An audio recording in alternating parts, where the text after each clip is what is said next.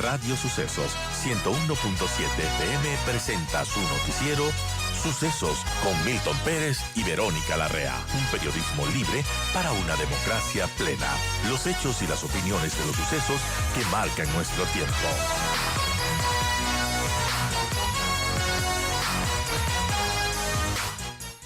¿Qué tenemos que saber? Y por eso estamos buscando desde Radio Sucesos varias voces que nos ayuden a formar un criterio propio respecto a qué hacer en esta consulta. Votar por el sí, votar por el no de un bloque que, bueno, se está explotando actualmente y que si es que gana el sí en la consulta, la gente tiene la opción de votar que este petróleo quede bajo tierra. ¿Qué implicaciones tiene esto? Es lo que vamos a preguntar al experto Raúl Ortiz San Martín. Él es consultor petrolero internacional y vamos a conversar justamente sobre esto. Raúl Ortiz es un consultor petrolero internacional, es reconocido con su experiencia y bueno, ha trabajado en varias empresas importantes. Por eso lo hemos invitado para que nos comparta su expertise respecto a todo lo que se dice en torno a esta consulta, si gana el sí, si gana el no, qué nos beneficia, en qué nos perjudica. Gracias a don Raúl Ortiz por estar con nosotros. Bienvenido. Y bueno, ¿cuál es su criterio respecto a esta consulta que se realice y que los ecuatorianos del 20 de agosto tendremos que ir a las urnas a votar sí o no respecto al Yasuní ITT? Bienvenido, Raúl, y ¿qué nos puede comentar? Muy buenos días, sí me escuchan, ¿no? Le escuchamos Ya. perfectamente. Muchas gracias por la invitación, muy amables. A la audiencia también un cordial saludo acá desde Houston, Texas, donde yo vivo, la capital petrolera del mundo. ¿Ya? Eh, Mire, yo creo que no es un asunto sencillo, ¿verdad? No es un asunto de él tiene toda la razón o tiene cero razón, ¿ya? Es un asunto de que hay que sopesar los pros y los contras, ¿right? ¿Ah? Y en mi opinión, el estar en contra de que se cierre el campo prevalece, en mi opinión, ¿ya? Porque el remedio puede salir peor que la enfermedad, ¿ok? De acuerdo. Ahora, hay que acotar ciertos puntos, ¿no? Y yo no quiero insistir mucho en lo que ya se ha ido. Yo estaba dando seguimiento muy permanentemente a esto. Yo creo que si usted me pregunta a mí cuál es el daño más grande, bueno, la parte económica es importantísima, no me tome mal, ¿no? Pero el daño más grande es que prácticamente ahuyentaría, eliminaría la inversión en exploración, ¿ya? Y la inversión en recuperación mejorada de los campos actuales. En el Ecuador en los últimos 15 o 20 años no se ha hecho exploración. O sea que no se han encontrado nuevos campos. Ujú. Al no hacer eso, lo que hemos estado haciendo es ordeñando la vaca, como se dice acá, de los campos actuales. Bueno, esa vaca ya está casi seca, ¿ya? Entonces, eso está causando que vaya cada vez cayendo más y más la producción. Entonces, el ITT es el único campo prácticamente que se ha agregado en los últimos 4 o 5 años. Y al cerrar eso, se desploma la producción, ¿ya? La producción ahora se está achicando. Mira, más que producción, lo importante aquí es el volumen exportable desde el punto de vista económico, ¿ya? Porque el volumen exportable es igual a la producción menos el consumo. ¿Ya? Lo que sucede en Ecuador, que está pasando es lo peor, cayendo la producción y subiendo el consumo de derivados de petróleo. Entonces cada vez nos queda menos. Si hay, en proyecciones que yo he hecho, yo estimo que hasta el año 30 podemos perder en 7 años la capacidad de exportador de petróleo, ¿ya? Porque se va achicando este volumen exportable. Si se cierra estos campos, ya pueden ser en 7 u 8 años, en 6 o 7 años, que le tocaría al próximo gobierno. O sea que ya estamos en un punto y no se puede pasar la bola al otro, al que viene. Tendrá que tomarse medidas muy fuertes. Entonces, cuando yo hablo de la inversión, es que nosotros no tenemos la capacidad de invertir los miles de millones de dólares que se necesitan para la exploración. Pero al pasar con lo que están pasando ahora, con esto, pues, ¿quién va a invertir, por amor de Dios, una exploración que puede tomar 5 o 6 años, ¿ya? ¿No? De Y que en acuerdo. cualquier momento puede haber otra ronda de esas. Entonces, básicamente estamos condenando a perder la capacidad de exportador dentro de poco, ¿ok? Disculpe la larga contestar. Gracias, Raúl. Bueno, usted decía que el remedio puede ser peor que la enfermedad y en este caso, si es que gana el sí en la consulta, Petroecuador tendría un año para retirar de manera progresiva toda actividad relacionada con la extracción de petróleo. Esto, pues, han dicho que supone un desafío porque debido a las demoras habría que retirar una costosa infraestructura y apagar los pozos petroleros en operación. Con su experiencia, Raúl, ¿qué implicaría esto de retirar toda actividad relacionada a la extracción en unos pozos que ya se están explotando? Eh, Mire, eso no solamente que va a ser una cuestión costosísima, dificilísima, sino que hasta un poco peligrosa, ¿ya? Porque esos campos, esos pozos son nuevos, ¿ya? Al intervenir esos pozos, que son muy activos, que tienen todavía mucha presión, pueden haber hasta problemas.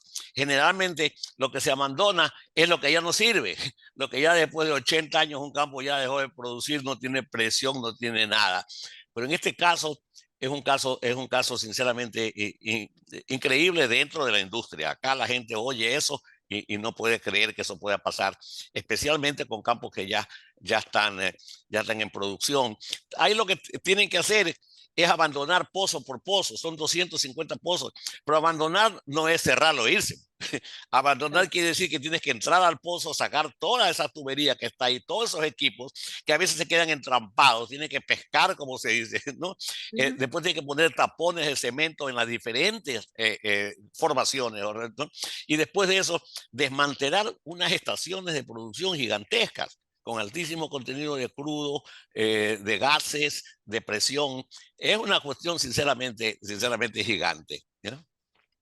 Bueno, eso es importante conocerlo. Ahora, Raúl, también mucho se menciona sobre como argumento para votar a favor de dejar el petróleo bajo tierra, y es que es un crudo del ITT muy pesado, que tiene un castigo muy grande y que en realidad no le representa tanto al país debido a que es muy pesado. ¿Usted cómo ve ese argumento?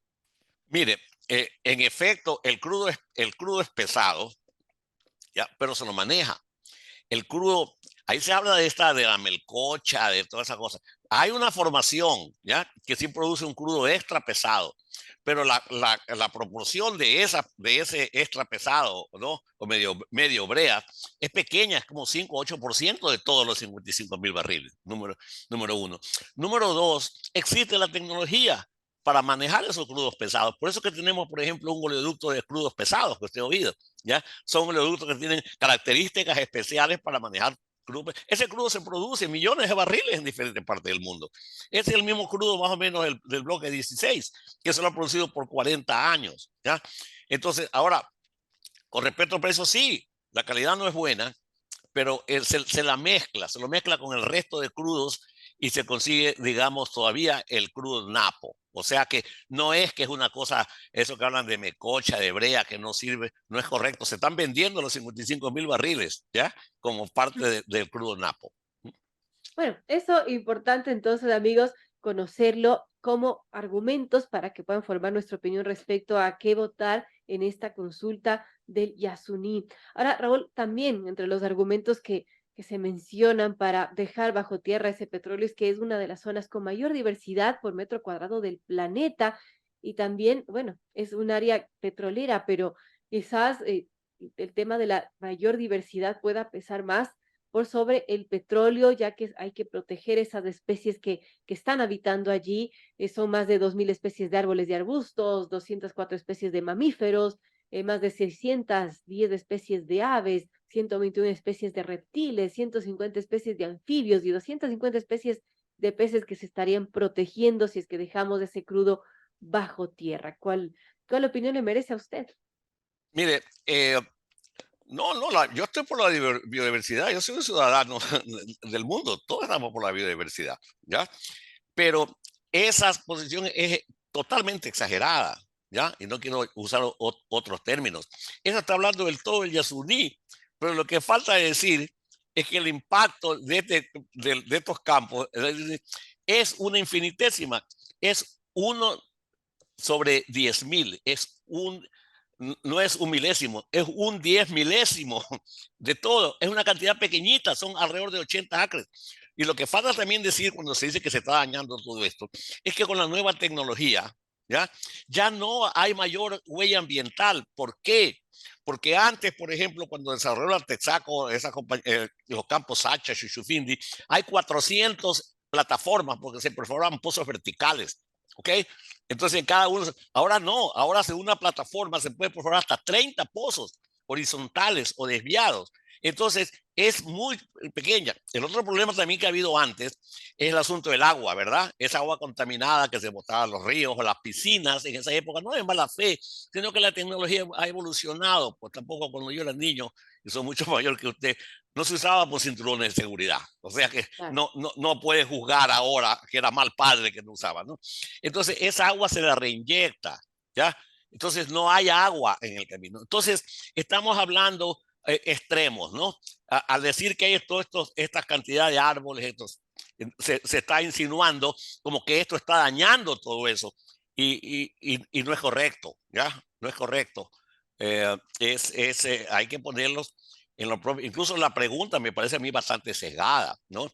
Esa pregunta debe haber sido, tiene usted dos alternativas. O se deja esto abajo, o se pierden los ingresos que están envasados en esto y que pueden afectar esto, ¿no? Y que el efecto de esto equivale a 80 acres dentro de 800,000 acres, digamos, ¿no? Sopesándolo De uno. acuerdo. Eso no está. Ahora, Raúl, hablando de los costos que implicarían la decisión de dejar bajo tierra Petroecuador, ha dado una cifra y mencionaba que se calcula en 16.470 millones. Esto incluye algunos rubros, por ejemplo, mencionaba Petroecuador 13.800 millones que el Estado dejaría de percibir en ingreso en los próximos 20 años porque ya no se extraerían las reservas que tiene este campo. Costos de abandono del campo que ascienden, según Petroecuador, a 467 millones. También se proyecta 251 millones el costo de las compensaciones sociales que tendría que hacer. Esa cifra incluye las pérdidas económicas para el país por el empleo que se perdería cuando cierren las operaciones. Y también se menciona la inversión de 1.952 millones en las instalaciones e infraestructura que ha hecho Petroecuador y que tendrían que ser retiradas. Como ves, esa cifra que da Petroecuador, 16.470 millones, que es lo que se tendría que en pérdidas si es que la consulta gana el sí y se decide dejar bajo tierra ese petróleo. Eh, Mire, estos números son alarmantes, son fuertes. Yo como ingeniero y businessman, porque mi capacidad ahora es asesor de empresas grandes en asuntos de esto. Yo tengo que basarme en lo que tengo a la mano, principalmente, y proyectar. Lo verídico, lo que se puede comprobar es la falta de ingresos brutos de 1.200 millones de dólares anuales, ¿no? Verídico también, y yo creo a Petroecuador que va a tomar 450 millones de dólares de abandono. Y esas cosas, de acuerdo a la Corte, tienen que hacerse en un año. Por amor de Dios, tienen que salir 1.650 millones más en menos de un año. Si a eso le agregamos, ¿ya? Que los ingresos de este año han caído porque la producción ha caído y el precio ahorita del petróleo está como 8 a 10 dólares menos que el presupuesto. Y el presupuesto fue hecho en 525 millones, 525,000 barriles por día, estamos produciendo 480. Entonces, discúlpeme, pero estamos yendo al abismo económico. Y me llama la atención también que los candidatos no están tomando esto con la seriedad del caso, ¿ya? En el sentido de que eso debe ser debatido. Entonces, yo me baso en eso, que es lo real. Las proyecciones, los 14.500, son proyecciones al futuro, ¿no? En base y ese futuro trae. Entonces, eso está sujeto a varias premisas, a varias funciones. Lo que sí le puedo decir es que actualmente se producen 55,000 barriles. Dentro de Ishpingo solamente se han puesto dos plataformas, o sea que se ha explotado solamente una quinta parte quizás del campo, ¿no? O sea que hay más por producir, quizás se puede llegar hasta 80, 100,000, ¿ya? No va a ser fácil mantener esa producción porque el petróleo pesado es más difícil de mantenerlo porque hay mucha agua que se produce, ¿no? Pero hay tecnologías, quizás viniendo un aliado estratégico que tiene experiencia en Canadá, se produce muchísimo de este crudo, se puede mantener. Pero este es el único crudo que está sosteniendo un poco la declinación de los campos antiguos. Al sacar este crudo fresco de ahí, ¿no? Esto se va al suelo, ¿no? Entonces, usted se imagina si ahora la debacle económico por la importación de combustible que está subiendo, si a eso usted le quita eventualmente ¿no? Que vamos a tener que importar petróleo también crudo, además de combustible. Por amor de Dios, ¿cómo se va a poder reemplazar eso? Bueno, importantes de estos argumentos y gracias a Raúl Ortiz San Martín, consultor petrolero internacional, por ayudarnos a aclarar y formar un criterio más informado respecto a qué votar en esta consulta popular. En este caso nos referimos al Yasuní ITT. Gracias, Raúl, y un saludo desde Quito, Ecuador, hasta Texas, en Estados Unidos. Muchas gracias, los esperamos por acá.